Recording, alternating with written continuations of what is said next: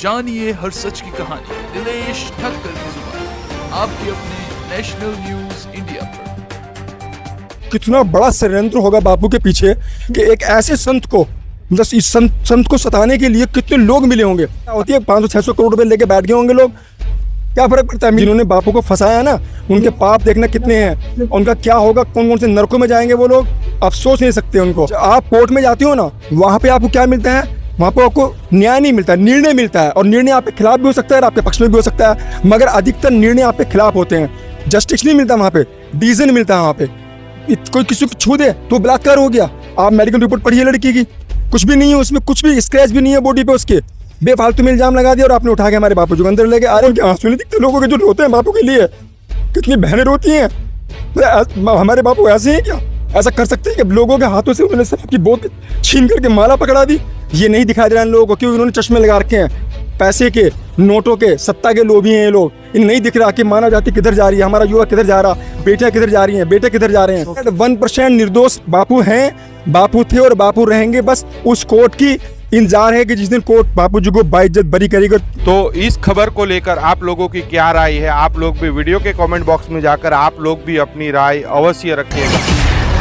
भक्तों का ऐसा कहना है कि षड्यंत्र था आसाराम जी बापू के खिलाफ। षड्यंत्र था, नो डाउट षड्यंत्र करेगा, इसके पीछे कौन लग रहा है? मतलब इसके पीछे आप देखो कितना बड़ा षड्यंत्र होगा बापू के पीछे कि एक ऐसे संत को मतलब इस संत को सताने के लिए कितने लोग मिले होंगे।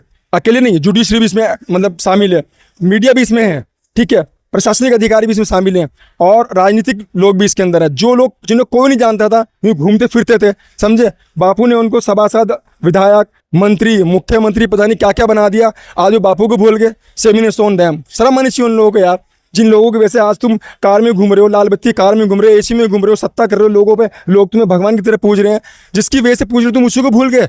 लाना तो उन लोगों को जो अपने माँ बाप को भूल जाते हैं, अपने गुरु को भूल जाते हैं।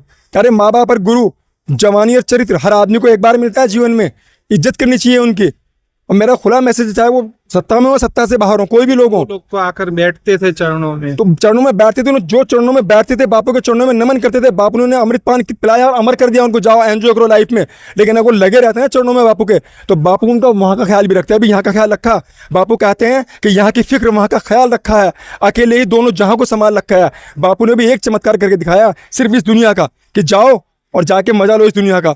उस दुनिया का मजा बापू ने भी अपने हाथ में रखा। अगर वो बापू के चरणों में आते ना, तो बापू उनका वहाँ भी ध्यान रखते, लेकिन वहाँ का भगवान जान सकता है, या उनके पाप, जिन्होंने बापू को फंसाया ना, उनके पाप देखना कितने हैं, उनका क्या होगा, कौन कौन से नरकों में जाएंगे वो लोग, आप सोच नहीं सकते उनको।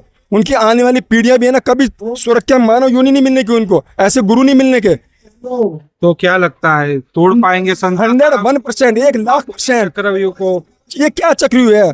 अर्जुन के अभिमन्यु को फांसा था ना लोगों ने, निकल के साफ गया ना, ठीक है। ये तो कोई भी षड्यंत्र नहीं है, कुछ भी नहीं है, ये दुनिया जान चुकी है। ये सोशल मीडिया का जमाना है, ये जो मीडिया है ना, ये पेड मीडिया है, बिकाऊ मीडिया है। तो कहीं ना कहीं ऐसा नहीं लगता कि जो मीडिया ट्रायल हुई वही वजह रही? मतलब हाँ, 100%।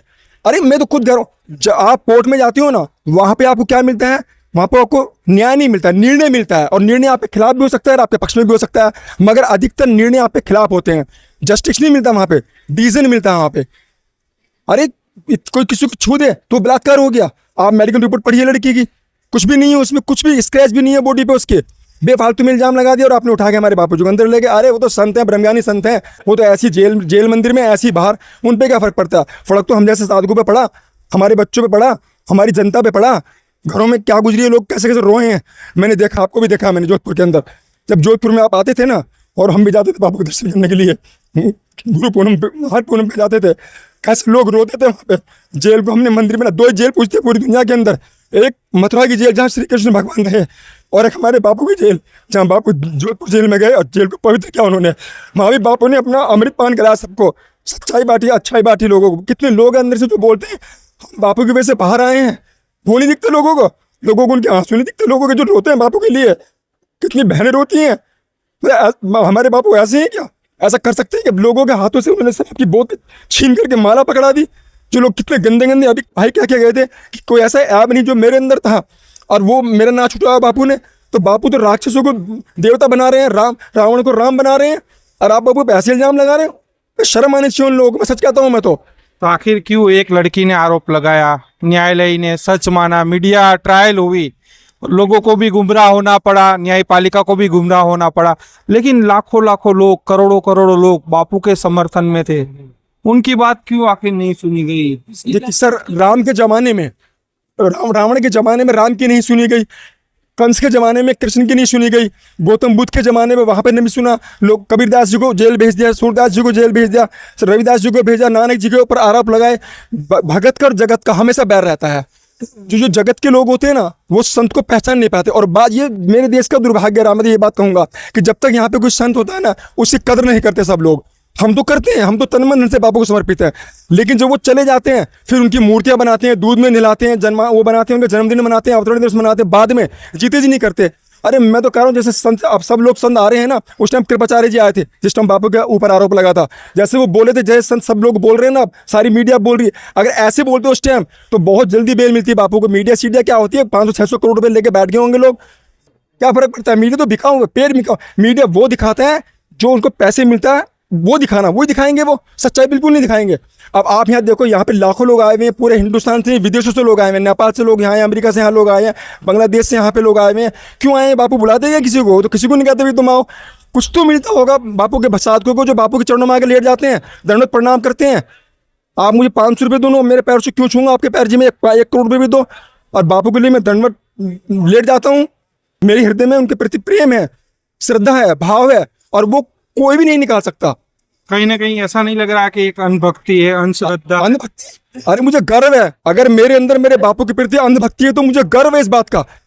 मेरे बापू की क्या प्रति एकदम कर जाएगी मेरी। क्या बात कही आपने। मैं सब साथ की तरफ से कह रहा हूँ, सबके हृदय में बापू का दिल धड़क रहा है। ये जितने साधक घूम रहे हैं यहाँ पे, जितनी बहनें घूम रही, जितने बच्चे घूम रहे हैं, एक एक बच्चा, कहते हैं ना, बच्चा बच्चा राम कर जन्मभूमि के काम का। मैं कहता हूँ बच्चा बच्चा मेरे बापू का है, और हमारे बच्चों के जो बच्चे आएंगे वो भी बापू के रहेंगे। ये बहुत पवित्र जगह है, यहाँ पे ऋषि मुनि तपे हैं। बापू ने यहाँ 12 साल तपस्या की खड़े होकर के, इस पवित्र भूमि पर खड़े हैं हम लोग। और बापू कहते हैं ये साधक नहीं है, ये देव है इस पृथ्वी के। बापू की एक एक बात को सुनो, एक एक कैसेट सुनो, एक एक सत्संग सुनो बापू का।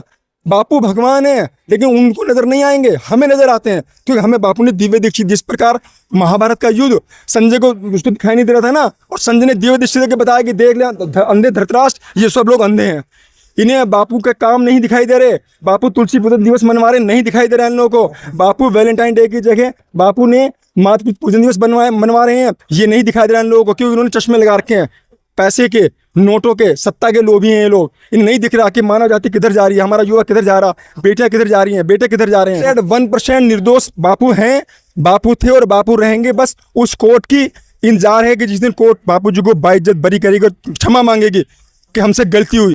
साउथ में एक संत थे, मैं उनका नाम भूल गया, 12 साल उनको जेल में रखा और बाद में निर्दोष सिद्ध किया उन्हें। मैं पूछ सकता हूँ जुडिशरी से, 12 साल लौटा देंगे उनके? वो 12 साल में कितना काम होता। एक शरीफ आदमी पर आप इल्जाम लगा दें आकर के कि इसने मेरे साथ ऐसा किया, तो उसको ये सिद्ध करने के लिए, उसके सिद्ध करने के लिए कि मैंने ऐसा नहीं किया, जिंदगी गुजर जाती है। तुम्हें तो 1 सेकंड लगती है कहने के लिए। और मीडिया ट्रायल तो ऐसा अच्छे खासे आदमी पे आरोप लगा करके तुम कर दोगे। अरे तुमने मेरे बापू को नहीं छोड़ा यार, जिन्होंने इतना काम किया मानव जाति के लिए। वो हिंदुओं के लिए काम नहीं कर रहे, वो मुसलमानों के लिए काम कर रहे हैं, ईसाइयों के लिए काम कर रहे हैं, दुश्मनों के लिए भी काम कर रहे हैं। जो लोग हमारी संस्कृति को नष्ट भ्रष्ट करने वाले, उनके लिए बापू काम कर रहे हैं। और सबका मंगल, सबका भला कहते हैं बापू। बापू ने, अगर बापू चाह सकते हैं, कुछ भी कर सकते हैं, लेकिन नहीं। क्या लड़की के बाप को या लड़की को बापू कह नहीं सकते? कुछ भी कह सकते हैं, श्राप दे सकते हैं, लेकिन नहीं कहा, नहीं उनका भी भला हो, उनका मंगल हो, भगवान उनको सद्बुद्धि दे। ऐसे संत मिलेंगे तुम्हें कहीं? कलयुग में मिलेंगे कहीं? सतयुग के संत हैं वो, साक्षात ईश्वर हैं वो, सबका मंगल, सबका भला करने वाले मिलेंगे कहीं? मुझे बताओ ना। मेरे बापू कहते हैं रेत में 12 किलोमीटर पैदल लेके जाओ, संत मिले, दर्शन करो जाकर के उनके। तो हमारा सौभाग्य है कि हम इतनी अच्छी जगह आके नतमस्तक करते हैं बापू को, और हर पूनम पे आते हैं, वे बुलाते हैं हमें। हमारी अंधभक्ति पे हमें रियल में गर्व, मुझे गर्व है, बापू जी का साधक हूँ, मुझे गर्व है कि मैं बापू जी का अंधभक्त हूँ। मेरा जीवन बापू जी को समर्पित है। जानिए हर सच की कहानी दिनेश ठक्कर की जुबान, आपके अपने नेशनल न्यूज